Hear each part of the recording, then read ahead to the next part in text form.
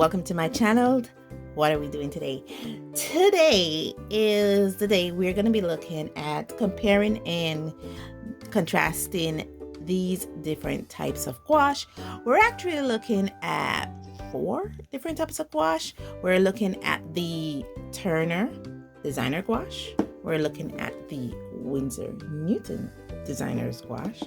We're looking at the Della Rowney aquafine gouache, opaque watercolors, and we'll be looking at the Holbein artist gouache. Now we have these here just to look at because you have seen me do this gouache illustration for some time now. I'm getting it out. This one, the bird, and I've been literally painting the bird 4 times. And I wanted to paint it to talk about coverage, consistency, vibrancy, ease of painting, transparency, or opaqueness of the colors. So we'll be looking at all that in this video. Okay, so first we're gonna start off, let me bring you in a bit closer, just a bit, with this one. These is the Turner designer gouache versus Holbein designer gouache. So what we looked at it here. Now I'm not necessarily looking at matching colors for the mere fact that I did not have matching colors in the Holbein set that I have, or the Turner set that I have. Okay, so what we're looking at is the 18 set of Turner designer gouache that I have, and these are all the colors all swatched out. But for the Holbein colors, I only have a 12 set, I believe. Now this is my swatch booklet, and as you can see here, so not all the colors that I have here are here. Therefore, when it comes to doing this, it is not to compare the colors because not all the colors are here. Like for instance, Holbein has turquoise now. Yeah, a turquoise blue. They have their turquoise blue, but it looks kind of greenish. Holbein has ultramarine. I have no ultramarine in this set. And the permanent yellow, they have a permanent yellow deep, lemon yellow. This is their permanent yellow deep. So it was not necessarily to compare the colors in the set. It was more to compare looking at the opacity, if it contains fillers, the coverage, the vibrancy, the layers, how it re-wets when I used it from dried sample. Does it smudge? Is it light fast? That's basically how we're looking at it here. And let me bring you back in. And as well, this is because I had to spray a fixative on this because they smudge, guys. These smudge. If you notice, especially if this is the Turner's end and you see that little blob right there, that's because I didn't work on these the same day or the day after. There were weeks that went by before I worked on them, and so to keep from spraying or have an accident from one side, because I really didn't want to mask it at that time, I didn't spray this side after I finished it, and when I got to this side I noticed that there was smudge in here. So yeah, they smudge a lot. When it comes to transparency, you can actually see the under inking a bit in the wing here, whereas here it's a bit more faded, and that's because I worked with pretty thin layers. So it was I'm thinking that the Holbein tend to be a bit more transparent than the Turner here. Now they both have great coverage. They both were very bright, vibrant, and believe it or not, they both contain fillers because the Holbein turquoise, if I remember, had in PW6. Yeah, had in PW6 in its pigment when I swatched it out. I'm not sure if the PW6, if they consider it a pigment or they consider it a filler, because the filler can be white pigment, okay, versus white chalk. Just saying, the filler can be a white pigment. So if they do not consider the white pigment filler, then maybe Holbein is a true artist gouache. And the only reason I chose these two to compare to, let me bring you guys back out a bit. The reason why I chose to compare Turner versus Holbein is because they're made from two Japanese companies, and I wanted to give a fair shot to both of them, if it's something in the way that the Japanese market makes their paint, or is there some differences in, or if they're more different than the Winsor Newton. I can't say that they were opaque, but the Turner had it out by, I did not just curse, I mean by a smidge. I have to edit that out.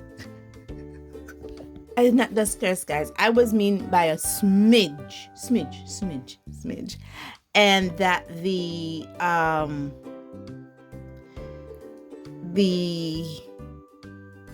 now I lost my train of thought. Let me go back to my notes. And how they both treated pigments and making gouache. That was the point I was getting to. Now, the other two that I compared and contrast was Winsor Newton versus Delarowney. Now, Delarowney, I believe, is also an English brand, and Winsor Newton is also an English brand. Let me bring you guys back in close. And again, the glossiness is from the fixative that I sprayed on it. And for the Winsor Newton, I have 8 colors. I have the one minute, let me find it here in my swatch. I have 8 colors. I have these colors here. They're set what I would like the primaries to be, which is lemon yellow, permanent yellow, flame red, quinacridone magenta, ultramarine, and phthalo blue. And for the Delarowney, I have 6 colors. I have a cadmium yellow hue, a alizarin crimson hue, a cobalt blue hue, portrait pink, a titanium white, and a black. Those are the colors that I have. And because, again, we're not looking at color matching, we're looking at if it contains fillers, and they do. Both of these do contain fillers. They do boast, I believe it's PW6 as well as their filler. No, they didn't boast PW6. Delarowney boasts PW6 as a filler in their mixture, but the Winsor Newton did not. At least the colors that I had, they did not had any extra pigment or stuff in it. And when painting with it, I did not see anything chalky that came up in it, so it didn't look like a filler containing paint to me. And it was beautiful coverage. However, the Winsor Newton seemed to be a tad more opaque than the Delarowney, because look at the feathers again. Remember, when these drawings were already line drawn, so you can actually see the line underneath the painting, versus this one here, where I did not have to re-establish back my ink work for the feathers, because it was very transparent. It actually seen very through. Same with the details on the tree trunk. I did not have to re-establish those again with the Delarowney side. With the Winsor Newton, I had to be a little inventive to show that the tree is not as smooth. But with the Delarowney side, I didn't have to do that. It did provide coverage.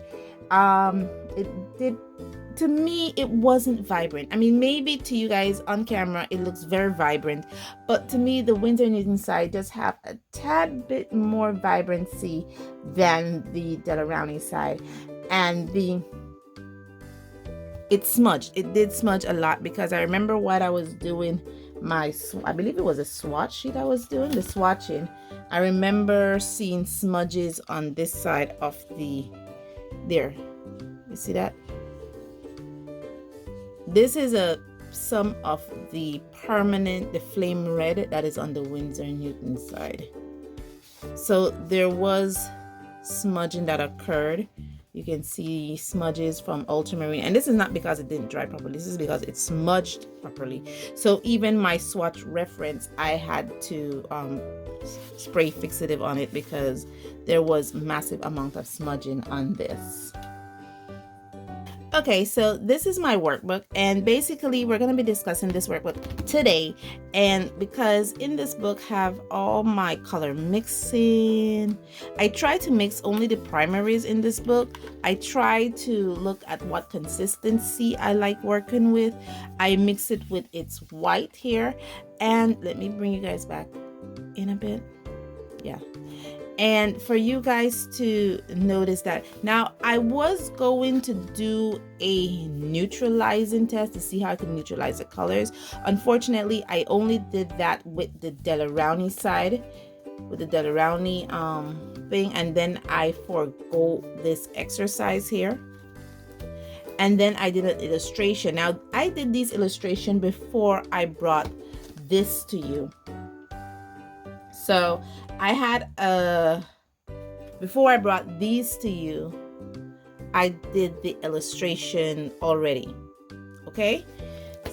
To get an ease of how to work with these paints. This is the bear for the Delarowney, and you can see that it's not very vibrant at all. I mean, it's beautiful, it covered well, but it's not as vibrant. Now, when we go into the Winsor & Newton part of this, look at that. Look how beautiful and bright these colors are. Look how beautiful and bright these colors are. They pop out at you. Again, you can see that smudging from the flame red right here and from the ultramarine. So even this I had to spray fixative on. And look at this. Look at the bear. Look how bright he is. Look how he comes out. Here is the lemon yellow, and again, it's not paper warping here, it is actually smudging from the yellow. So yeah, even this I had to spray fixative on, but you can see how vibrant this looks, even though it is a picture of a bear looking into the mountains on a hilltop. It is more vibrant than this one. I will try to take pictures and put them side by side for you to see. Then I believe I went into the Stylus opaque watercolors. I think we already discussed these, so now let's go into which one we didn't discuss. We already discussed most of these. Caran d'Ache, Kuretake, Holbein. So here's the Holbein section now, and again, I did not did color mixing chart with the entire 12 set. I only did the 6, what I consider to be the 6 primaries, and I looked at their consistency, what consistency I like to work with, and this is where I picked up on that. The consistency that I like to work with Delarowney, which was much thinner, was different from the consistency that I like to work with the Winsor & Newton, which was much different than the consistency I like to work with the Holbein. And this is where I discovered that for myself, that each different brand of gouache had their own consistency. I like to call it their own sweet spot for me to work with it best. And this is where I discovered that. I did a white with it. And this here again has to do with smudging, because this is the color illustration. Now it is very bright, but because of that smudging, again, the glossiness is from a fixative that I sprayed on it. But what I noticed, it was that it looked ugly when I painted it and I finished painted it. It looked literally ugly. Ugly in the sense that I didn't like it when it was wet. And it was after that it had dried, then I fell in love with it. So I think when wet, it has an ugly face to it that I didn't appreciate with the Holbein Artist Gouache. And I believe after the Holbein Artist Gouache, we're looking at the Turner's Gouache. And again, look at how bright these are. Beautiful, ease to work with. Again, issues with that consistency that I was alluding to, the sweet spot that I like to work with. For the Turner designer gouache, I struggled with that consistency a bit because it stayed really thick for really long, and by the time I got to this area here within this consistency I like to work with, it was like struggling for me. But please remember, I'm a noob at this, so I'm not used to this. And again, you see it here with the white. And you know I'm struggling if you see these brush strokes, because you know, guys, I don't like them. And it drives me up the wall. And I know for acrylic and watercolor, acrylic, gouache, and oil artists, it's okay to have brush strokes in your painting, but it drives me up the wall. And here is my painting. Again, very bright, very beautiful. The thing that I love, the glossiness again is from a fixative, because like all others, they smudge. And it's just to look at it that the ease of painting was okay. And this is in the water. I learned to play with that consistency problem that I had. And it could be a me issue rather than a paint issue, because I'm new to this, so I need to work with it a whole lot more. I learned that with these Turner designer gouache, that I need to work with it a whole lot more to find the sweet spot that I like. So here is where I learned to play with that consistency a bit issue that I have. But it was fun. It was bright. It didn't have that, I don't remember having that ugliness in the wetness that I had with the Holbein. Now we're gonna do a detour here, and we're gonna be looking at the Turner artist, the Turner acrylic gouache. And for this was actually better for me to work with than the Turner design gouache, which is kind of weird because I'm not a person who likes acrylic paints, so I rarely use them. But these acrylic gouache was something I actually enjoy working with. Again, we had the smudge issue there from the red. And as you can see, it didn't take much for me to learn the consistency that I like to work with these, unlike the previous one. And look at the white test, you barely see any brush strokes. So it was something, the thing about this was that one of the things I noticed with this Turner design gouache, with this Turner acrylic gouache, that it actually, it dries like the Turner, it wets like the Turner designer gouache, like this one. So this wets like this, but when it dries very flat, very matte, and it gives me a look that I love, and it flattens out those brush strokes that I hate. Sorry about that. It flattens out the brush strokes that I hate, and that's what I learned to appreciate about it, and I learned to work with it from that way. So for my illustration here, I believe it's in this book. Yeah, you can see that you know, I learned to appreciate it more. The last gouache that we're looking at in here is actually the locally bought gouache that I have. This is from Centrum, and yeah, it's very light when it comes to its pigment load. I mean, you can see throughout all the illustrations that I have here that when I wet it down, it still retained towards this end its vibrancy, but for this one it completely dilutes down. When it comes to its white, it was a struggle for me to work with. And even saying that, when it comes to its vibrancy for the piece, it was also very struggling to work with. It had a thing where it kind of like it has sand on it. Yeah, it's very rough feeling. And this is not from the spray, from the what do you call the thing, the fixative that I sprayed on it, because notice this has fixative. Well, no, this doesn't have fixative on it. because that's acrylic gouache. This has fixative on it too, and it doesn't look as grainy or as sandy as this.